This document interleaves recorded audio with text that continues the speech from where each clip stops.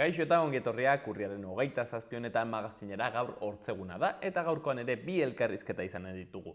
Alde batetik, lehenik eta behin, Peio Iriarte Iruritako alkatearekin egonen gara hain zuzen ere, Baztango alkate ezberdinek herri galdeketa bat deitu dutelako azaroaren 20irako Erdizeko kontu horren arira badakizue Erdizeko bazkaleku komunal hoietan Magna enpresak arroboi bat kantera bat egiteko proposamena mahai gainean jarri duela. Eta horren inguruan galdeketa bat egiteko proposamena egin dute alkatek, eta guzi horretaz arituko gara. Eta bigarren elkarrizketan berriz, zehazki Iratxe Alvarez SKko buruarekin, SKko Nafarroako bozeramailearekin egonen gara, zoritxarrez aste honetan Nafarroako 17. Langile lan heriotza izan dugulako, eta horren kontu eta horrek prekarietatearekin duen zerikusia aztertzen arituko gara. Baina lehenik eta behin has gaitezen betiko edukiekin. Hasteko efemerideak. Urriaren 27 zen, 1807an Fontainebleauko ituna izan zen.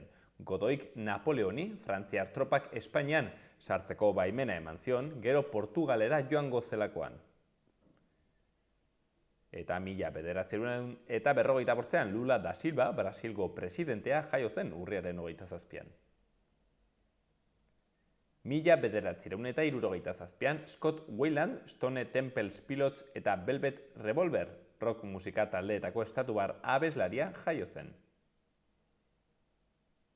Eta 2008ko urriaren 27an Parisen piztu zituzten kale istilu larriak, ia 2 hilabetez luzatu zirenak, arrazoi sozial, kultural, politiko eta ekonomikoengatik. Ea zer dugun agenda kulturalean. Gaur hortzeguna zuaitzek dena dakite Virgine Albira Ipuin kontalariarekin Atarrabiako kulturretxean 6etan. Eta fascismoaren aurka borrokan Clara Zetkinen liburuaren aurkezpena egonen da, arratsaldeko 7:30 Karrikirin. Hortziralean berriz bihar Miru Kamishibai Ipuin kontalaria egonen da Orkoiengo Gizarte Texeko liburutegian arratsaldeko 7:00, sarrera doakoa da. Baitere, futbolistok Zuaitz Gurrutxagaren bakarrizketa Antxoengo antzokian 7:30. Larun batean berriz, Lorategian Teatro Paraiso Atarrabeako kulturretxean 6:30 antzerkia. Eta igandean, bihar taldearen eskutik Klikla, Birzikla, Txontxongiloaren ikuskizuna Uharteko kulturretxean arratsaldeko 8:30. Eta akitzeko Altsasu antzezlana Atarrabiako kulturretxean 3 herriren partetik 7:30. Bueno, eta ea hortzegun honetan zer dagoen egunkarien azaletan. Diario de Notiziasen, gobernua auzitegietara joango da maskarak erosteari buruzko akordiorik ez badago. Patronarak ukatu egin du Sodenak aurreratutako dirua erreklamatzeari foru gobernuak uko egiten ez badio. Irujo sailburuak adierazi du 1,7 milioi materialetako estoka ez dela gobernuaren jabetzakoa eta ezin duela eskuratu. Argazkian berriz, Ignacio Ugalde, CEPS Nafarroko presidentea eta Sandra Cabero, Nupeko gizarte ekonomia eta kooperatibismoaren katedrako aholkularia. Eta izenburuan, gizarte ekonomia Nafarroko urrezko domina. Ignazioren hitzak ere jarri dituzte, hemen bizi lan egin eta erabakitzen dugu, enplegua sakratua da. Berri gehiagotan, 7 lagun atxilotu dituzte Nafarrei sextorsioa egiteagatik. Baitere, Siemens Gamesako langilek mobilizazioak egitea planteatu dute. Eta haizeak Foruen plazako Nafarrako bandera hautsi du. Eta Diario de Navarran, Sodenako maskarek tentsioa sortzen dute PSN eta geroa bai gobernukideen artean. Irujok zeni egotzi dio maskarei irtenbiderik eman ez izana. Argazkian Iruñeko parke bat eta izenburuan urriak uda luzatu du. Udazken historikoko lehen hilabetea bizi du Nafarroak, gogoratzen diren temperaturarik altuenekin. Berri gehiagotan, astean 3.000 kontsulta baino gehiago arnas infekzioagatik. Eta UGT eta Komisiones Obrerasek ziurtatuta ikusten dute Volkswagenen etorkizuna pertearekin. Gara egunkarian argazkian jende hilara luzea eta izenburuan Amini, sagez bere jaioterrian omenaldiak kaleak betetzen ditu, Teheran Iranen trabak direlarik ere. Berri gehiagotan, Iberdrolak bere mozkina 29% igo du krisi energetiko betean. Bilbon kokatutako multinazionalak 3.104 milioi euroko irabazi garbiak izan ditu irailera arte. Auzitegietara jotzeko mehatxua egin du energia tasa onartzen bada. Berri gehiagotan, galtzeko arriskuan aurrean EAJak Gorka Hurtaran sakrifikatu du. Eta Alaia Martinen hitzak exigentziak ahaztu egin dit gustatzen zaidan zerbait egiten ari naizela.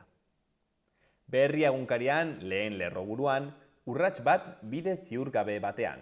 Ilusioa sortu du selekzioen ofizialtasunaren inguruko akordioak, baina zalantza asko daude. Nagusiki nola gauzatuko den zenbat kiroletan eta selekzioek Euskal Herri osoa ordezkatuko ahalko duten ala ez. Beste argazki handi batean Miren Garzia antropologoa piezak aztertzen Arantzadiren egoitzan Donostian, zientziaren sorleku bat jarri dute lerroburuan. Arantzadi elkarteak 75 urte bete ditu. Arlo askotako zientzialariek lan egiten dute Donostiako egoitzan, ikerketan eta divulgazioan. Berri gehiagotan, Angel Errok poema liburu bat lana argitaratu du. Amazonia, botere lehiaren eraginpean, Bolsonaroren agintepean 50% handitu da deforestazioa. Eta Nafarroan torturak izan duen eragina aztertuko dute hainbat aditu Iruñean, azaroaren 17an. Eta bukatzeko Euskal Herria Irratia. Euskarazko eskaintza murriztu du NUPEK. Unibertsitate publikoak hizkuntza eskubideak urratu dituela salatu du NUPEko Euskara taldeak. Azaroaren 3an elkarretaratzea eginen dute unibertsitatean. Baita ere, Ibon Oio artisau upategietako kidea. Ekologikoaren onurak anitzak dira ingurugiroa zein osasunarentzat. Eta azkenik, gaur desegingo ditu Burlatako udalak kultura, jai eta kirol patronatua.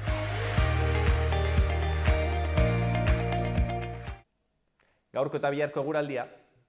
Gaur temperatura gora egingo du berriro ere, eta beroa izango dugu izpide uda beteko beroa. Kostaldeko txoko askotan temperatura ez da 24-25 gradutik jeitsi goizalde osoan, eta temperatura maksimoak 30 gradu eta iritsiko dira edo langa hori gaindituko dute Kantauri isurialde osoan. Haizeak hego-ekialdetik joko du bolada gogorrekin edo oso gogor batzuekin bereziki ekialdeko haizeguneetan. Bertzalde zerua lainotuta egongo da eta erdi mailako hodeiekin eta goi hodeiekin, baina ez dute euririk utziko. Beraz, eguraldia gaur ere lehorra izango da. Eta bihar ildo beretik jarraituko dugu hortziralean. Hego haize indartsuarekin, eguraldi lehorrarekin eta temperatura oso altuekin. Zerua hodeitsu egongo da, erdi mailako hodeiekin eta goi hodeiekin, baina ateri eutsiko dio bertze egun batez. Haizeak hego-ekialdetik joko du boladaka zakar. Temperaturan ez da ia aldaketarik izango. Baliteke leku batzuetan pixka bat jaistean, baina oro har berotik jarraituko dugu.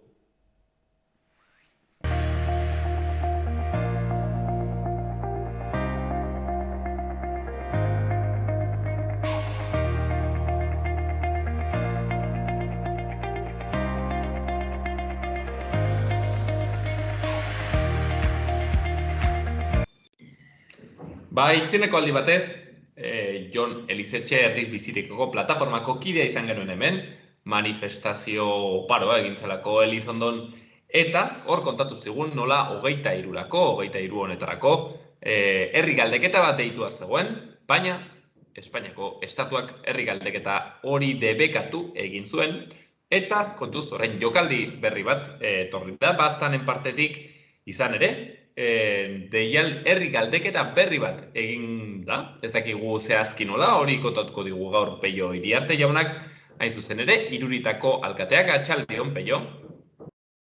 Bai, arratsaldeon. Bueno, Peio, 23en Batzar Nagusiak deitutako galdeketa bertan bera gelditu zen, zer da orain zuek egin duzuena? Guk jakinta nola azken finean bai estatu mailatik eta baita Nafarroko gobernutik, nolabait ere debekatu digute gure eritzia eta gure eskubideak, ez? Guk ere zerbait arteko eskubideak debekatu digute, azken finean hemen Baztanen baitugu ordenantza batzuk eta ordenantza hauek bai ematen digu alkateoi, ematen digu ahalmena gure herrietan bozketak edo herri galdeketak egiteko. Eta orduan, hortan balituko gara, eta orduan saiatuko gara, saiatu ez egin behar da. Azaroaren 20an, herri bakoitzan, herri galdeketa bat. Eta beraz, induzuena da, elkartu zate, Baztango alkate ezberdinak, erranez, herri galdeketa hori eginen dela, baina kontua berez da, hemen, herri bakoitzeko batzar moduko bat eginen dela, ez da batzar horretan dago bozkatzeko aukera. Hoi, ez egit, Peio, bertze gauzetako ere erabiltzen da, ez egit, ordenantza hau, edo zuk erabili izan duzu noizbait, herriari galdetzea zeo zerren inguruen? Bai, printzipioz, adibidez, herri batean alkate gai bat baino gehiago badogenean da, baita ere badago aukerak bozketak egiteko, eta gero baita ere egia da batzarretan ere badago bozkatzeko aukera. Kasu honetan ez da batzarra da, baizik eta ordenantzetan 18. artikulua uzten gaitu olako herri galdeketak egitea. Kasu honetan, Peio, bai, herri galdeketa hau ez da vinkulante, ez da loteslea, baizik eta da nolabait ere baztandarren iritzia jakiteko modu bat. Bai, gutxienez eta zoraintxe horien artio, debekatu egin digute. Hortaz, alkateok, batzarkideak bezala, baita ere, nahiko haserre gaude gai honekin, ez? Azken finean guk ere eskatzen genuena zen, herri galdeketa bat egitea, eta herri galdeketak ez dira vinkulanteak, baina behin gutxienez, herritarrak beren iritzia ematea. Eta berriz, debekatu dute. Orduan, eta ez hori bakarri, baizik eta gainera, jakinta herri lurra dela, eta berez,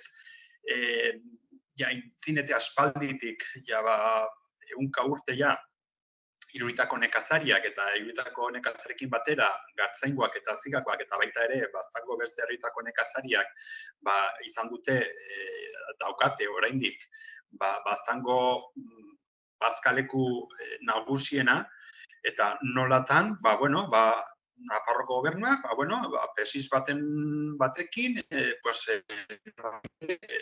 gure gainetik bazten dute, eta enpresa bati ematen dute gure lurrak direnak. Eta horra... Hoixen da. Eta beraz hor, azaroaren 20an egonen da horren alde edo kontra bozkatzeko aukera, deialdea erekia nola ez. Peio hor, egin duzuen formulazioa da, erdizko bazkaleko komunalean okupazioa magnari baimentzaren alde zaudete, hoi da, egin duzuen galdeketa, xetasmoaz bakarrik okupazioa formula hori erabiltzen duzu, hain zuzen ere, hoi delako komunalen inguruan erabiltzen den formula?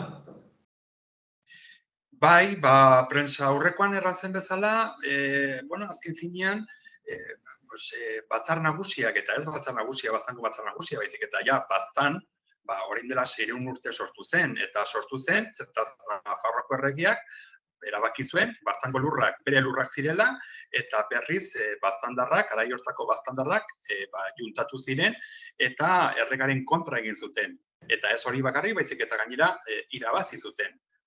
Epaiketa ezberdinak egon ziren, epaiketa hori irabazita ondoren, eta geroztik, ez da kasu bakarra, baita ere, daukago baita ere, Mendizabal desamortizazioa baita ere saiatu ziren Baztango lurrak privatizatzen, eta kasu honetan ere, gauz bera, garai hortako baztandarrak juntatu ziren, eta kontran egin zuten, eta irabazi zuten. Orduan, karo, ikusten dugu nola baita ere, gauz bera dela, ezta? Hor badaukagu herrilurra bat, gainera Baztango bazkaleku handiena eta garrantzi gehien daukana, eta bat-batean batzar nagusiaren gainetik eta baita herriko batzarren gainetik pasa egin dute, eta bat-batean multinazional bati eman diote. Eta orduan, guk ez gaude ados, eta ez hori bakarri, baizik eta gure haserrea batez ere da, nolatan ez zigute guzten erabaki hartzen, ez da konsulta bat egiten ere. Gero bai egia da, igual galderak ez gaizki ulertu ematen duen, edo akaso hobe formula zitekeen, Peio, zeren egia da ez direla bazkaleku guziak ematen zaizkionak kasu honetan Magnari, baizik eta horko zati bat, ez dakite uneko 25 den, edo 70 hektare inguru, erraut ez dire bazkaleku guztiak, ez, ematen zaizkionak kasu horretan Magnari. Bai, baino tamalez, ja, ez gara ja inozenteak eta badakigu olako enpresa bat ja burua sartzen duenean, hortik ez atrako, eta gainera baita ere badakigu beraiek nahi duten minerala, kasu honetan magnesita, ez da bakarrik hor, baizik eta da okorotik saioara. Eta karo, orduan, beraiek, bai, aipatzen dute erdiz, noizbenka aipatzen dute baita ertesiaga, baino argi eta garbi dago, beraiek nahi dutena da okorotik saioara. Peio, hemen ez dakit Nafarroko gobernua eta Espainiako gobernua gelditu diren pixketola deskolokatuak, zeren ez dakit bazakiten baztanen hau egiten altzenik. Karo, hau etortzen da baztango egitura administratiboa pixket berezia delako, zentzu horretan, ez daude ohituak olako gozak ikustera. Bai, berez, gainera gure sorpresa izan zen, adibidez, sorpresa, zakin nola erran ez, baina baztango batzar nagusiko batzarkide batek adibidez, gauza hauek ere nahasten zituen, jakinta parlamentaria dela gainera. Hau da, alde batetik, ezakien nolabait ere, nolatan baztango herri lurrak, baztango batzar nagusiak kudeatzen dituela, naiz eta, herriak ere horregon eta herriko batzarrak ere horregon, baina, azken finean, azken erabakia batzar nagusiak hartzen du. Nahazten pitxa bat baita ere, beste tokiko administrazio batzuekin ez, adibidez, eugi kontzejo bat da. Esteribarreko udalerrian kokatuta dago, baina baita ere beraiek ere kudeatzen dituzte beren herri lurrak. Eta, gauzak nahazten ziren, eta kontua da, azken finean hemen ere baztanen, baitugu 600 urte batzar nagusiarekin, eta geroztik batzar nagusiak kudatu ditu hemen herri lurrak, beti ere egonta herriko alkateak eta junteiroak eta bar. Peio, azkeneko galdera bat, hola sintetikoki, orain sartu da berriki, batzuk aipatu dute, kontuz, hori ez direla baztandarren lurrak. Akaso Esteribarrekoak direla, bertze batzuenak, erdizeko lurrak baztandarrenak dire? Erabilera, bai, hoi ja argi eta garbi. Gero ja, nor den jabea edo nor den,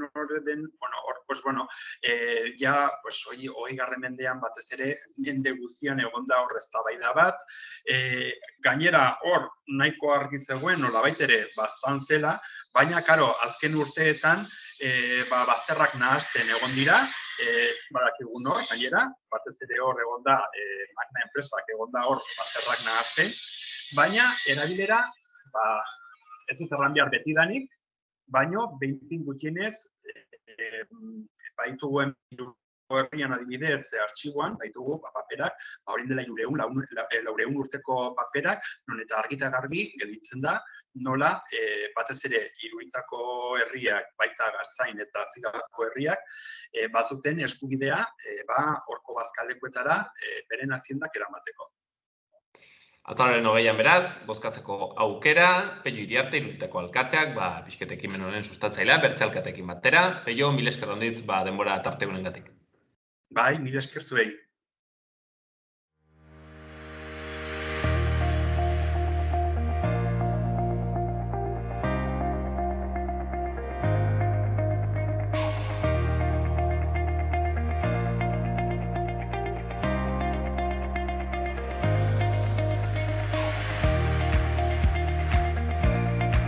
Iruñeko udaleko albisteak.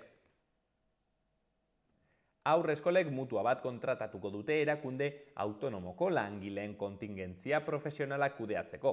Kontratuaren zenbatekoa 121.000 eurokoa da urtean eta erakunde esleipendunarekin egindako hitzarmen batean bidez kudeatuko da. Horretaz aparte, udaletxea Txekiar Errepublikako jai nazionalera batu da, fatxada zuri gorri eta urdinez argiztatuz. Txekoslovakioa estatu independiente gisa sortu zen eta 1983an Txekiar Errepublikan eta Eslovakian banatu zen. Eta Encuentros 1972 Pamplona liburua atera da. 50 urte bete dituen hitzordu historiko honen testu inguruan, jatorrian, protagonistetan eta eraginean sakontzen du perspektiban egindako berrikuspen batek. Silvia de Sadaba, egileak 72ko topaketak bere garaian kokatu zituen eta ekitaldi apurtzaile eta berritzaile horren garrantzia aldarrikatu zuen. Eta tokiko gobernu batzarrak hiriko seinaleztapen horizontala eta vertikala hornitzeko, instalatzeko eta mantentzeko kontratuaren lehen luzapena onartu du. Enpresa esleipendunak bere gain hartzen du seinaleztapen guztia jasotzen duen aplikazio informatikoa kudeatzea, mantentzea eta eguneratzea.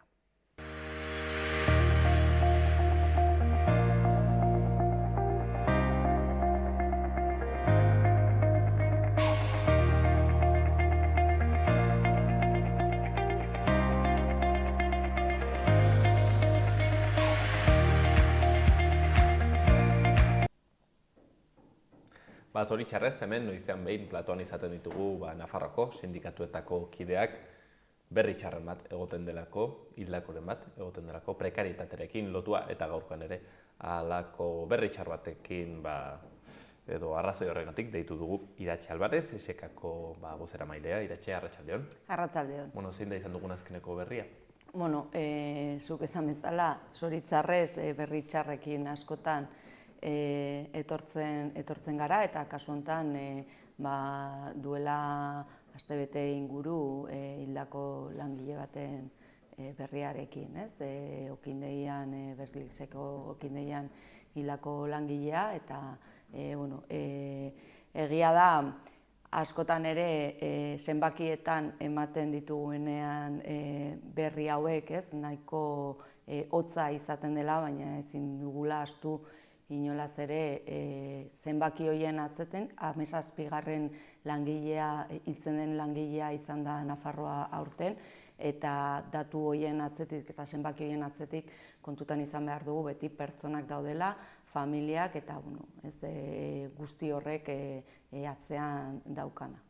Badugu informaziorik, Iratxe, zer gertatu den kasu honetan heriotzenen atzean? Egia esan da, informazio gutxi dago heriotza konkretu horren inguruan, baina azkenean guk egiten ditugun hausnarketengatik eta datuak hor daudelako, ez bakarrik sindikatuok aportatzen ditugun datuen arabera, baizik eta datu ofizialen arabera, zoritxarrez gehienetan eta kasu honetan ere hola dirudi, prekarietatea eta langileok ditugun lan baldintzak dira heriotza hau eta besteetan bezala arrazoia, edo behintzat arrazoi nagusietariko bat. Zehazki, prentxan errandutenez, aipatzen zuten akaso badola zer ikusirik egu berrietara begirako kanpaina horrekin, agian intentsifikatzen delako ekoizpena, estresa gehiago, dena aguduago egin behar da, eta hortik etortzen handela, azkenean prekarietatearekin ere badu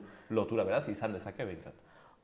Bai, hori da, batetik egia da kasu honetan badirudi hor daudela, arrazoiak edo elementu horiek kontutan hartu behar direla heriotza hau hausnartzen dugunean, baina hori zuk aipatutakoa, egia da justo Gabonetako kanpaina gainean dugula eta badaude sektore batzuk oso gogorki jasotzen dutela presio hori eta lana igotzen da eta zuk aipatutako guztia, baina gero bestetik ere badago prekarietatearen mamu hori denbora guztian. Batzutan prekarietateari buruz hitz egiten dugunean, badirudi bakarrik hitz egiten dugula soldata baxuei buruz, baina prekarietateak dakarrena bada ez bakarrik soldata, ez du bakarrik soldatetan eragina, baizik eta lan baldintzetan ere lan baldintzetan eta segurtasunean batez ere. Oso zaila da langile batek formazioa aukitzea segurtasunean, baldin badago 6 hilabete lanean enpresa batean, beste urte bat beste enpresa ezberdin batean, oso zaila da halako bizimoduarekin eta halako lan baldintzekin formakuntza egoki bat izatea eta hori da ikusten duguna iaia egunero, hildakoak izaten dira, eta badakit oso esaldi askotan erabiltzen dugun esaldia dela, baina egia da, heriotza horiek izaten direla izeberraren punta hori, baina guzti honen azpian badaude hainbat gaixotasun profesionalak, hainbat istripu komunikabideetan agertzen ez direnak, ez dutelako hilik eragin, baina hor daudenak, eta hainbat egoera zalagarria eta salatu beharrekoak, ez? Claro, hau da, beti ahazten zaigun zati hori zuk justu erran duzuna, beti, ez? Berria etortzen da, hildakoa dagoenean, baina lan istripuak hori bai direla eguneroko kontua, ez? Nafarroan eta Euskal Herrian eta toki guztietan. Bai, gaina Nafarroak gure ohoreen artean badugu estatu mailan puntakoak izatea lan istripuetan, ez? Nafarroan lan istripu asko egoten dira, bigarren edo hirugarren postuan gaudela lan istripuetan, eta ez bakarrik lan istripuak, baita ere gaixotasun profesionalak, ez? Eta gero ere egia da, eta horrela izan behar da, nolabait zenbatutak daudela lan istripu horiek, baina kontutan izan behar dugu ere, badaudela sektore askok, non lan istripu horiek ez diren zenbatzen, ez diren aipatzen ere ez, eta batez ere gaixotasun profesionalak ez direnak errekonozitzen, ez? Eta hor beti bezala hemen ere badago genero arrakala oso garrantzitsua, ez? Oso ohikoa da sektore feminizatu askotan, adibidez burura etortzen zait garbikuntzan, langileak, kasu honetan emakumeak, gaixorik juten dienak lan egitera, ez? Ez dietelako errekonozitzen gaixotasun horiek, batetik ez profesionalak direnik, ez gaixotasunak kasi direnik ere ez, eta hori ere esan behar da, ez da bakarrik ikusten duguna, baina baizik eta horrazpian dagoen guztia ere kanporatera behar dugula nola baitez. Istripu horietako handiz, gainera iratxe, gertatzen dire ere bai, uste dut, lanerako bidean, ez? Hau da, lanera joaten, kotxe hartzen zuenik, edo lanetik bueltan, ez? Eta, karo, hori ere ez da kasualitatea, erren dut badu ikusteko, nola antolatu dugun lanaren sektorea gure lurraldean, ez? Antolatu dugu, zentralizatzen segurazki Iruñan, ez? Poligonoetan, eta bar, eta beraz, kotxearen erabateko dependentzia, garraio publikoa, kaso, ez da, beharko lukeena, eta hortik etortzen da, ez da simplemente kasualidadea. Hori da, hainitin ere gertatzen diren istripu asko ditugu, badaude gainera sektore batzuk gehiago pairatzen dituztenak, adibidez hezkuntzan oso ohikoa edo izaten da initinereko lan istripu horiek, eta zuk aipatu duzunagatik, ez? Eta horri gainera gehitu behar zaio aurreko beste guztia, ez? Prekarietate hori, lan baldintzak, ordu asko ematen ditugula lanean, turnoka lan egiten dituzten langile horiek, azkenean neke horrek ere eragina dauka lan istripu horietan adibidez, ez bakarrik, baina baita ere, eta azkenean kotxe istripu bat izatea ez beti, baina kasi zenbat eta gehiago kotxea erabili, probabilitatea handiagoa dituzu istripua izateko, ez? Bilabezak erabiltzeko aukera dugunok, kotxe istripurik ez ditugu, ez? Neutorro ere esan behar da, ez? Eta egia da, nola dagoen antolatuta gure lurraldea, lan arloan ere, zentralitateak Iruñerria daukala, eta badakigu horrela delako, Iruñerrikoak ez diren langile asko etortzen direla lanera, ez? Eta gainera Nafarroa oso handia dela, eta distantziak ere oso luzeak dira. Ez dira batzutan 10 minutuko bidaiak, ez? Prekarietatearekin lotutako bertze arazo bat, aipatu duguna gaixotasunak dire, eta batzutan hain bertze ikusten ez dena, orain azken aldian gero eta gehiago azaleratzen dena, eta da gaixotasun mentalena ez, osasun psikologikoarekin zer ikusia duena. Ezakit honek, pentsatzen dut baduela ere iratxe zer ikusia prekarietatearekin, ez? Pentsatzen dut batez ere hirugarren sektorean, nolabait ere bizi baldin bazara, ez? Estresarekin, presio handiarekin eta bar, hortik etorriko direla arazoak. Noski daukala zer ikusia prekarietatearekin, baina baita ere, egia da gu beti salatzen dugula ez direla neurriak hartzen lan istripuak ez egoteko edo gaixotasun profesionalak behar bezala kontutan hartuak izateko, baina hor hutsune bat baldin badago eremu guzti horretan bada hain zuzen ere faktore psikosozial horietan, orain hasi gara horri buruz hitz egiten, edo administrazioak behintzat orain hasi da horri buruz hitz egiten. Nik uste dute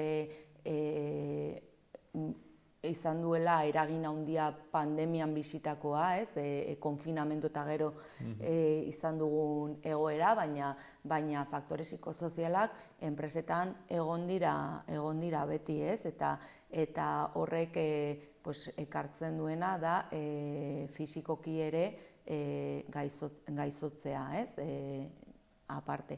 Orduan, horretan ez da egin behar den lana egiten, administrazioak orain hasi da pixkat kontutan hartzen, baina oso zaila da behintzat mutuen bidez, horiek badirela beste mundu bat, eta hor daukagun beste arazo bat, mutuak ematen eta ematen ez dituzten bajekin, mutuaren bidez hori faktore psikosozial horiek kontutan hartzea eta bajak ematea, inkluso gaixotasun profesionala bezala hartzea, edo gutakiguna, gure esperientziagatik eta jasotzen dugunagatik, da lana gaixotzen dituela langileak. Eta ez bakarrik fisikoki, langile asko lanean daudenean ez daude ongi, eta baja horiek dituztenean berreskuratzen dira, horrek esan nahi du lanak gaixotzen dituela, baina hori nolabait demostratzea eta oso zaila da, batez ere osasun mentalari buruz hitz egiten dugunean, Iratxe, mutuena merezi du momentu batean hartzea hori errefreskatzeko beti kontu hori, zergatik erran dezakegu, ez dakit, mutua hauek, osasun enpresa hauek nolabait ere ez direla erabat inpartzialak edo badagoela arriskua nolabaiteko partzialtasunez jokatzeko kasu honetan? Nik ez daukat inolako konplexurik esateko mutuak ez direla bat ere inpartzialak. Azken finean mutua enpresak ordaintzen du eta enpresaren onurak eta babesten ditu. Ez du langileak babesten. Eta horrekin ez nago esaten mutuan lan egiten duten langileak ez dakit halako konspirazio bat dutenik, baina enpresa bezala hori da haien jokabidea, eta ikusten dugu sarritan, printzipioz lanpostuan gertatzen zaizun osasunarekin lotutako edozein gauza, printzipioz lan istripu bezala hartu behar da. Mutuara joaten dienean langileak segidan bidaltzen dituzte osasun zentroetara, ez dituzte hartu behar dituzten bezala, eta gaina ikusten dugu hori bai dela gure laneko kontu bat iaia egunerokoa, mutuak bajak, gatazka horiek mutuekin, altak ematea, familiako medikuek atzera botatzea baja hori, alta horiek, hori da eguneroko borroka, eta printzipio sistema hau holan jarraitzen duen bitartean hori da izango duguna, Claro, da nahiko kontu eroa da, enpresak, ez dakit, ordainduko balitu bezala epaileak. Olako zerbait, azkenean baduzunean gatazka bat, eta derbente enpresak jartzea epaileak. Kasu honetan da, osasunaren epailea nolabait ere enpresak jartzen. Hori da, eta daukagun gainera aukera bakarra, eta zorionez, bada, indar gehiago daukala momentuz, ikusiko dugu, mediku, administrazioko medikuek esaten dutena, momentuz horrela da, eta espero dugu horrela mantentzea, orduan egia da hor badaukagula langilok ere beste tresna bat aurre egiteko mutuen jokabideei, baina egia da hor ere berrikuspen bat egin beharko genukela mutuen inguruan, zeintzuk izaten diren haien jok. Eta ez hori bakarrik, askotan ere langileak juten dira informazio bila eta ez diete ematen, arazo asko ditugu mutuekin orokorrean, daude, eta gero ere askotan ere ez direla, inpartzialak ez direla, baina askoz gehiago ere badira, zenbatetan topatzen dugu enpresa batek edo enpresa horien jabeek ere aldi berean mutua baten sozioak izatea edo jabeak izatea, ez nahi dute hor badagoela ere aztertzeko gauza asko, ez? Mutuen meloia, berte saio baterako utziko dugu Iratxe. Kezkagarria izaten alden bertze kontu bat orain prekarietateaz lan istripuez ari garela da. Ez dakit azken urteetan zifrak edo kasuak hobetzen ari diren, agian esan dezakezu zerbait horren inguruan, Iratxe? Ez batez, gero eta okerrerago goaz, gero eta lan istripu gehiago daude, eta datuak hor daude. Hemen zergatik gertatzen den hori, batetik egia da prekarietateak eragin zuzena daukala lan istripuetan, baina bestetik ere, hori jakinda ere, administrazioak ez ditu neurriak hartzen, ez? Bai hemen Nafarroan lan institutuak, bai ikustaritzak egiten dituen balantze horietan, egia da datuak aipatzen direla, baina ez da horren inguruan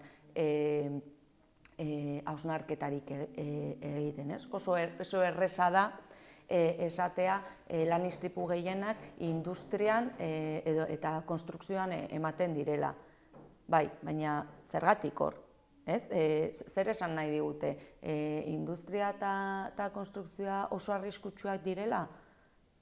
Ez dut uste arrazoia hori denik, seguruenik arriskutsuak izango direla, baina beste arrazoi batzuk daude. Eta horretan ez dute hausnartzen, eta beraz ez baduzu hausnarketa sakon bat egiten horri buruz, oso zaila da neurriak hartzea, ez? Eta hartzen diren neurriak ere, batzutan ez dute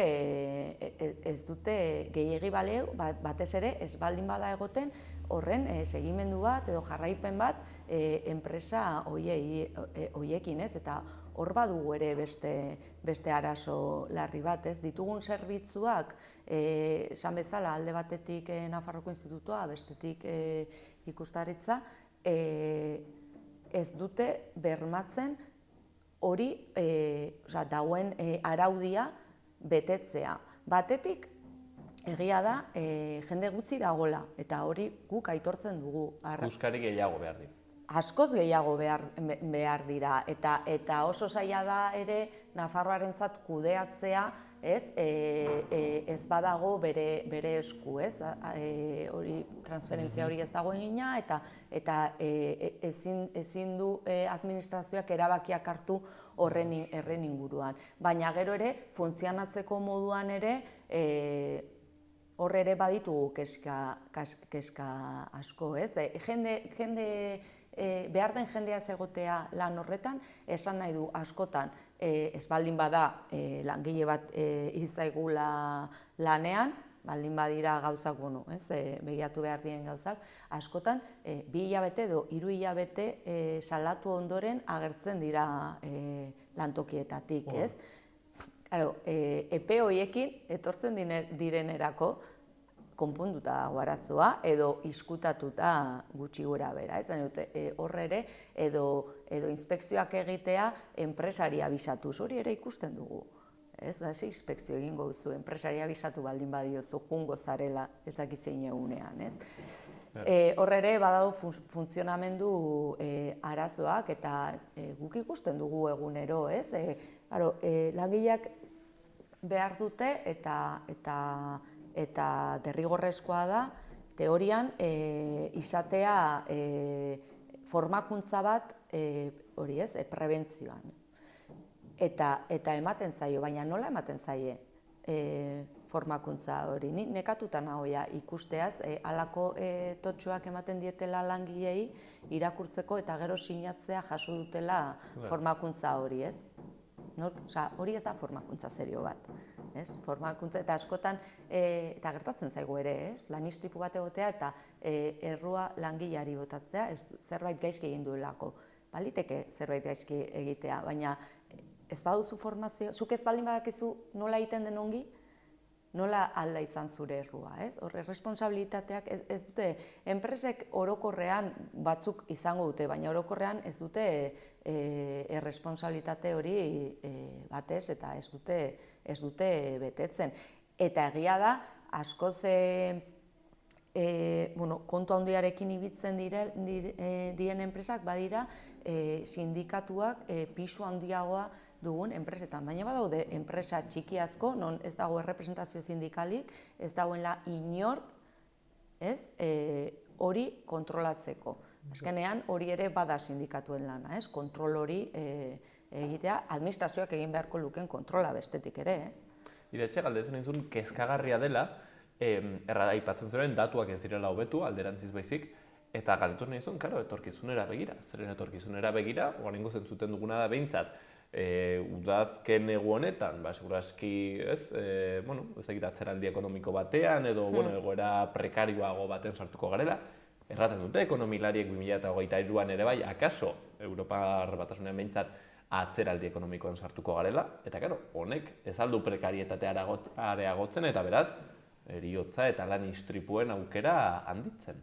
Hori da, bai, horre esan bezala prekarietatearen mamu hori beti inguruan dabil horretan, batetik eragin zuzena dauka eta baita ere lehen aipatu duguna, ez? Egoera sozioekonomiko horretan, sozialki ere bizi izango dugun, edo behintzat hala dirudi egoera horretan, faktore psikosozialak ere areagotuko dira, hori oso argi daukagu, eta horrek ekarriko du, eta ez hori bakarrik, batetik egia da lan istripuen igoera ekarriko duela prekarietatearekin batera, hori horrela da eta horrela ikusi dugu orain arte, hor dauela faktore oso importante bat, baina bestetik ere zen nolako bizimodua ere izango dugun hemendik aurrera langileak, ez? Lanera joaterakoan eta barrez, gero eta ikusten ari gara ere, ez? Soldatak gero eta basuagoak izaten direla, ezin dugu aurre egin gure bizitzei ere, eta horrek ekartzen duen estresa hori, eta hori ere kontutan hartu behar da, inkluso agian lan bakar batekin ezin izatea aurreateatzea zure etxea eta zure bizimodua, ez? Horrek zer ekarriko duen eta nola biziko garen. Guzti horrek eragina izango du, bai lan istripuetan eta baita ere lan osasunean orokorrean, ez? Gaixotasun horiekin eta hor egoten den beldurra, ez? Lana galtzeari edo lan ez egiteari ere askotan eragina zuzena dauka zenbait gauza esalatzeari eta salatzearekin eta eragin zuzena ere dauka askotan medikura edo gaizki sentitzen garenean ez jutearekin, ez? Batzutan badirudi absentismoari buruz hitz egiten dugunean, badirudi langileak batzutan esaten duten bezala, ez dakit alperrutzak garela eta ez dugula nahi lanera jutea, baina gogoratu behar dugu langileak bajan daudenean, ez baldin badu kontrakoa esaten hitzarmenak eta gero eta hitzarmen gutxiago ditugu, zoritzarrez, ez duko horratzen lanean egongo balitz bezala. Eta badaude pertsona askok 170.000 ezin dutela bere bizitza aurrera atera, ez? Orduan horrek ere eragina zuzena izango du bajetan, ez eskatzearekin, eta hori, ez? Badago, behin eta berriz aipatzen diguten egiten dituzten balantze horietan datu bat, eta horren inguruan esan bezala ere ez da hausnarketarik egiten, eta nire grazia handia, bueno, grazia, ez dauka graziarik, baina autonomoek adibidez lan istripu gutxien eta gaixotasun gutxien duten sektorea dela. Hombre, claro. Osea, bajan baldin badaude ez dute kobratzen. Horrek ez du esan gutxiago gaixotzen direnik. Horrek esan nahi du gaixorik juten direla lanera. Ez dela gauza bera. Ez? Eta hori nik uste dut ere gertatuko dela sektore askotan, lehen esan dudan bezala, gertatzen delako. Feminizatutak dauden sektoretan, oso soldata basuak dituzten sektoretan ikusten dugu. Jendea juten da gaixorik lanera. Eta zifrak aipatzen ditugu, lehen esan bezala, baina ari gara oinarrizko eskubide bati buruz hitz egiten. Pertsonok eskubidea dugu lanetik bizirik eta osasuntsu bueltatzeko eskubidea dugu. Eta batzutan datuak esaten ditugunean geratzen dira hor, baina pentsa behar duguna da 17 pertsonak Nafarroan egun goiz batean agurtu zituztela bere senideak ziren lanera eta ez zirela bueltatu. Eta hori oso gogorra da, onartzea gizarte bezala, eta egia da ez dagoela erantzun gogor bat horren aurrean, ez? Hoixen da kontua, ez? Azkenean baldin baduzuzuk dependentzia ekonomiko erabatekoa, akitzen duzu ordaintzen zure osasunarekin, ez duzulako bertze erremediorik.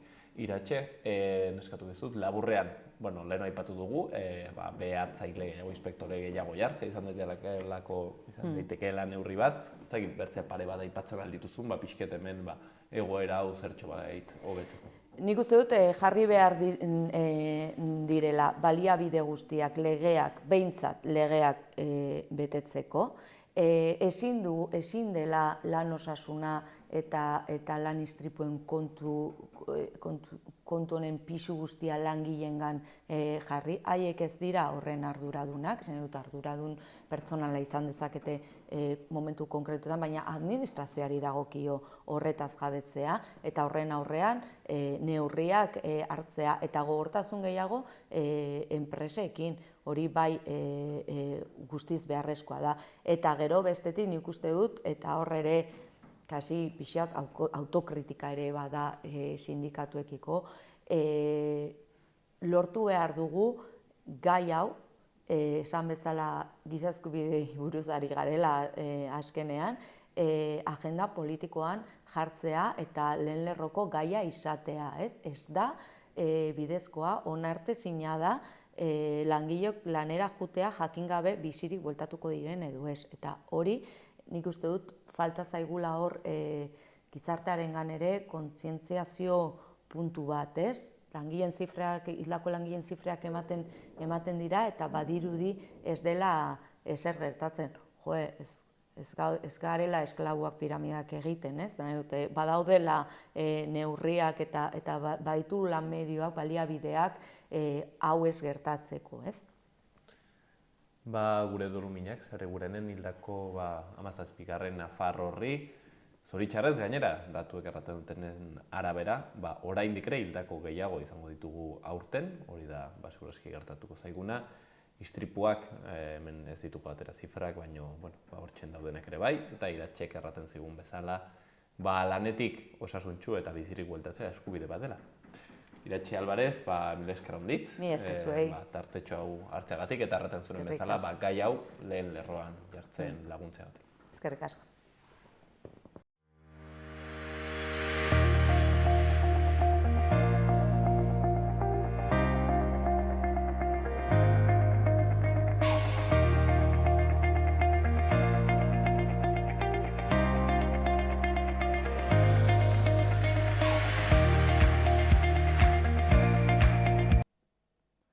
Hauxen dena hortzegun honetan hemen magazinean, bihar ere hortziralean hemen izanen gaituzue.